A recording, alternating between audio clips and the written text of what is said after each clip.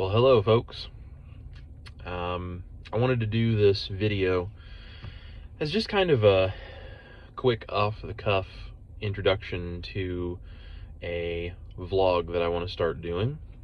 I kind of want to do this for a couple of reasons. One is to basically remain responsible and to just have some sort of accountability in continuing to do the things that I'm doing currently in my life, which I'll tell you about in a moment.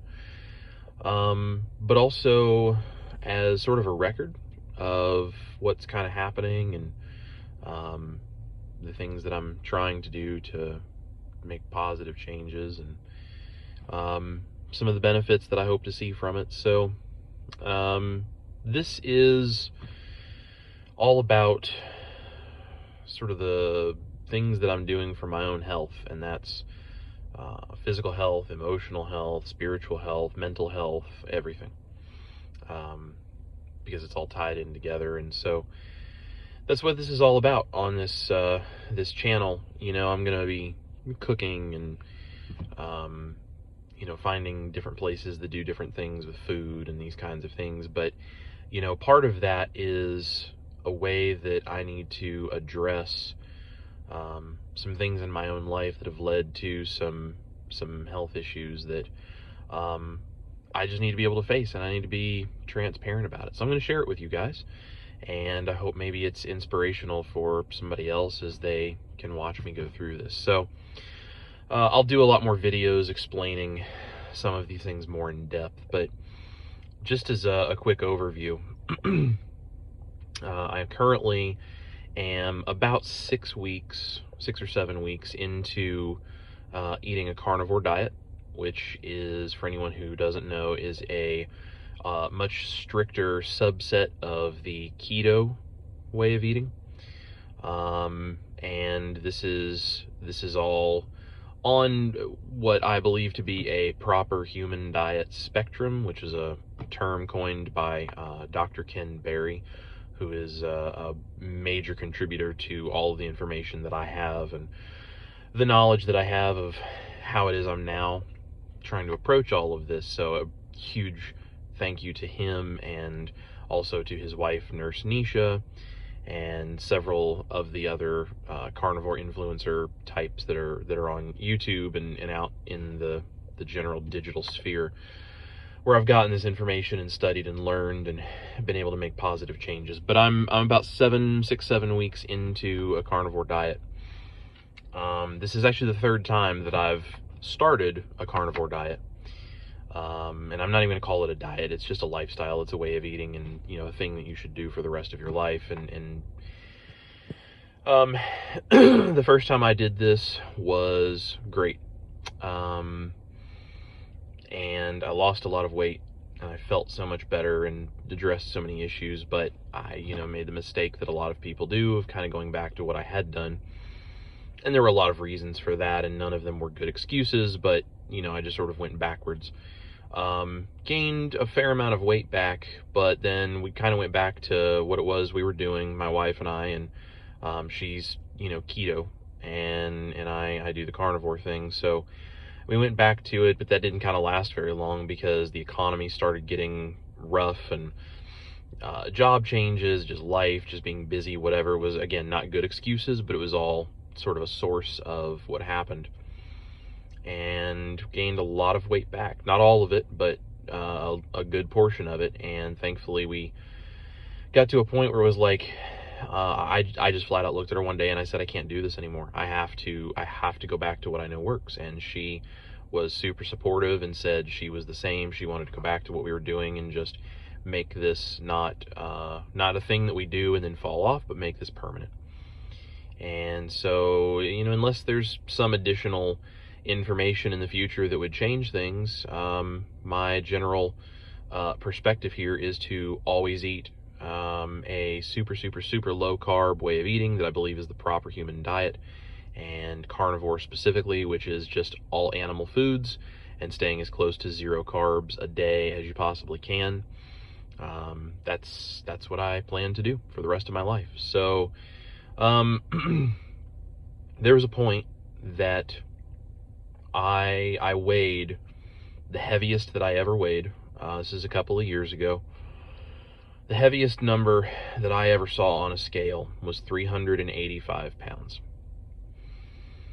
And that was very difficult to look at that number, especially because I'm very certain that there was a time period before that, even it was before I had met my wife, that I'm sure I weighed more than that. So I am operating from the principle that I'm 99% sure that I was very close to or more than 400 pounds at one point. And I look at pictures of myself, and it's difficult to recognize that that's me. I've always been built bigger. Heavy bone structure, wide shoulders, heavy muscle structure. Even when I was thin, I did not look skinny or scrawny. When I didn't have extra body fat, I just looked muscular and like big bulky bones and muscles and stuff. But I've never been like a small, thin framed person. So I'm okay with that. And the number on the scale is not what matters the most to me. It's my health and the body composition, how much of my weight is muscle and bone density and organs and connective tissues and brain matter and all of these things that actually are important for us. That's what I want it to be. No amount of muscle is going to make me 385 pounds. And I was way, way bigger than I ever thought I would be.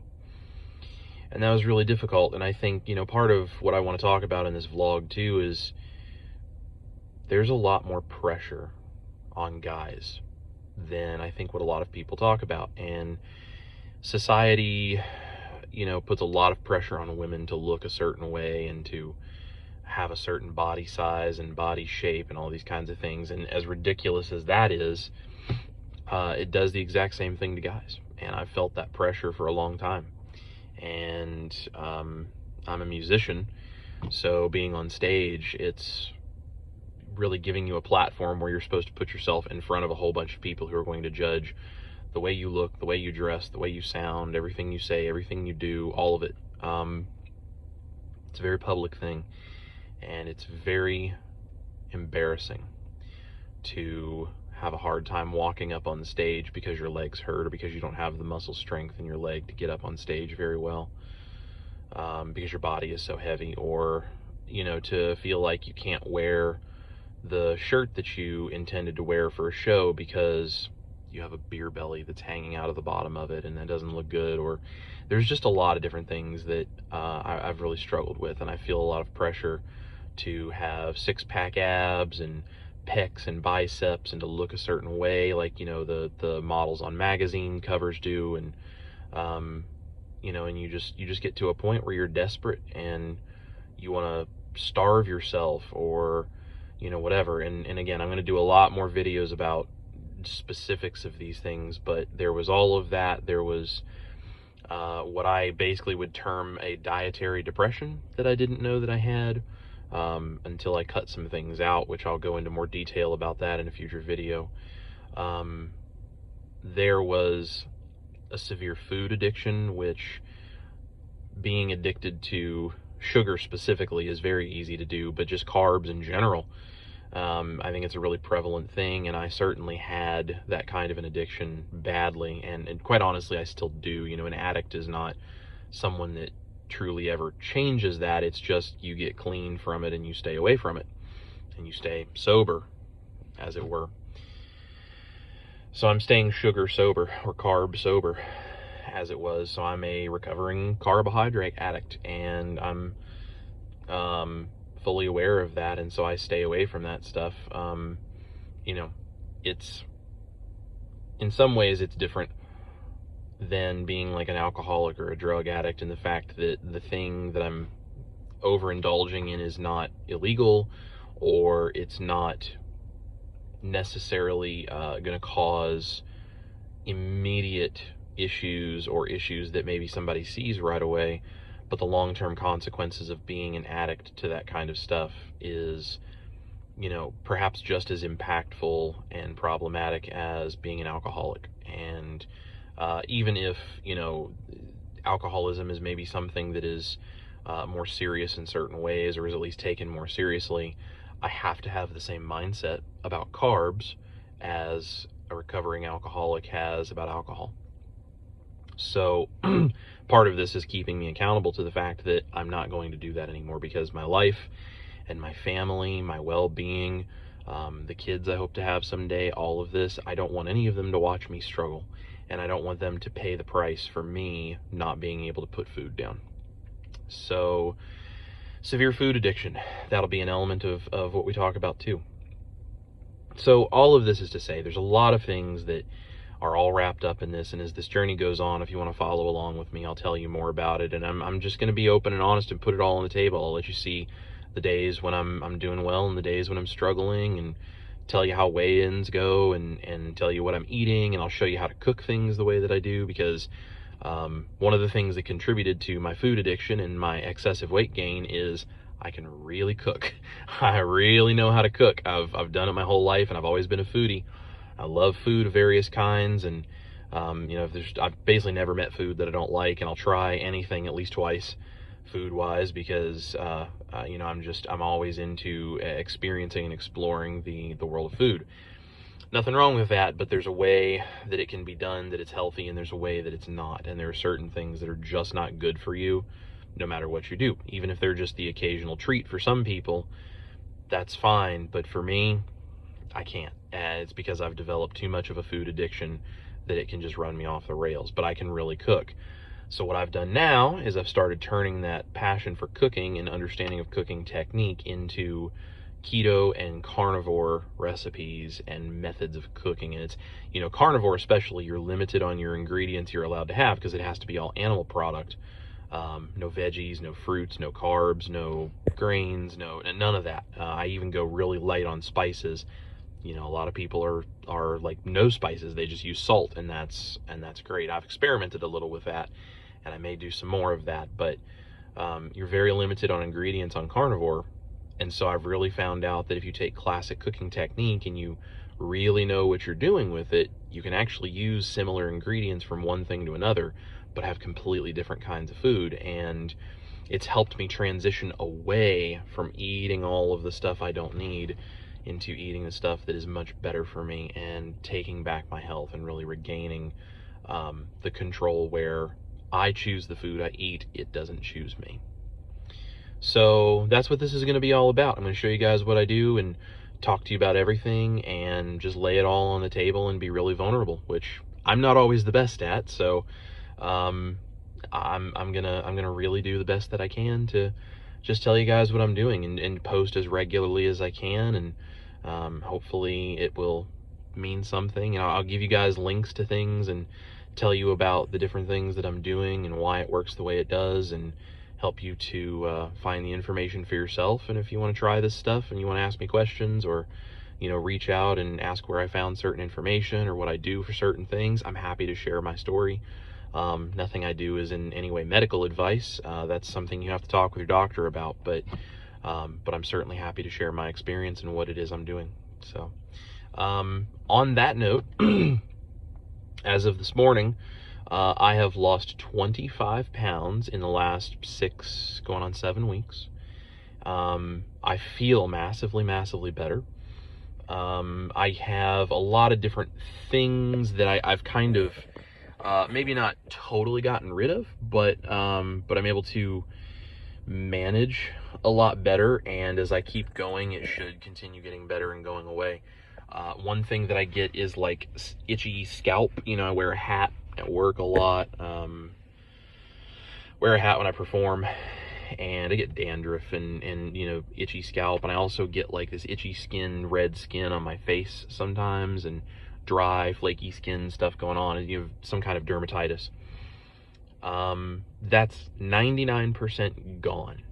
No medications, no going to a dermatologist for it.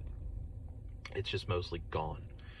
And when I cut out dairy other than butter, if I have like heavy cream or cheese or any of that kind of stuff, it gets worse. But if I cut out all the dairy except butter, it basically just goes away. So that's a huge non-scale victory, because there's things that have nothing to do with a scale that are really important to celebrate, and that's one for me. Intestinal issues, and like I said, I'll do more videos on kind of specifics of this. If it's a little too much information, you can skip those videos. But intestinal issues that I've had my whole life, I referenced the dietary depression. That stuff goes away. Just optimism, energy, better sleep, just all of these various things on top of the weight loss, which really, it's not about weight loss, it's about fat loss, because I love the muscle and the bone and the, other good tissues. It's just the excess fat and the big gut down here that I need to get rid of. So anyway, at some point in time, I will probably get some, actual like lab work done, when everything in life settles out a little bit. My wife and I just moved into a townhome, a new townhome, and so we've been super busy setting all of that up, and life has been a little bit crazy, and we're both musicians, plus we work day jobs, and it's very busy. So but all is well, and even in the midst of all of that, I've still stayed completely carnivore. I haven't had any veggies or fruits or grains or any of that kind of stuff since we started doing this. So I'm sticking with it, and I'm doing better and more solidly like stabilized in my food choices this time than ever before. And it's gonna be a forever thing, and I just want you guys to be able to kind of be there, help me stay accountable to the choice, and I want you guys to come along with me on the journey. And at some point in time, I have some embarrassing pictures of what I used to look like that I will show, and then I'll give you some more updated pictures of this is what happens, because my whole thing with this is not only do I want my own journey to be better and accountable to people watching, I want to put the information out there and share it, because it makes such a difference. And I've spent my whole life not knowing about this, and I wish I would have known this from the beginning. My parents are doing keto, and my dad is doing carnivore-ish stuff, and it makes a huge difference for them too. And had they known about this is what they would have taught me. But we didn't know about any of this when I was young, and certainly not when they were young. So I want to just put this information out there because it may help some people. I really, really hope it does. I hope it inspires people to get healthy and understand that, guess what? If you're overweight, if you're struggling with all these health issues, personally, I believe it's not actually your fault. I think it's because of a lack of information and people making decisions for us in the food world and the medical world that we don't know that they're making certain decisions and lobbying for certain things. And as you start to really peel back the curtain and you see what's going on, and you start to learn, and then you start to do the N=1 experiment, do it with yourself, with your own body, and you start to recognize the things that improve and how much better you feel and everything that becomes better, it really starts to make an impact, and you really start to learn and believe that there's more to this than just you're lazy, you need to work out, you need to watch how much you eat, you need to work out more than you eat. And we all struggle and we all feel terrible about ourselves because we do what it is we think we're being told to do. And it's like, well, how do you starve yourself skinny? And you're just held up to impossible examples to try to match. And guess what? You guys don't have to do that. It doesn't have to be that way. It can be so much better. And that's what I'm finding out. And that's what I want to share this with you guys for. So you can see, if I can do it, anybody can do it. So thank you guys for watching. Give me a follow if you want to go along on the journey with me. And it's going to get really interesting. So I hope you guys have a great day. And I hope that you feel good enough about yourself to realize that you are worth having good health, and you are worth making the decisions that are going to make you feel better so that you can live life more fully every day. Thank you guys. I'll see y'all later.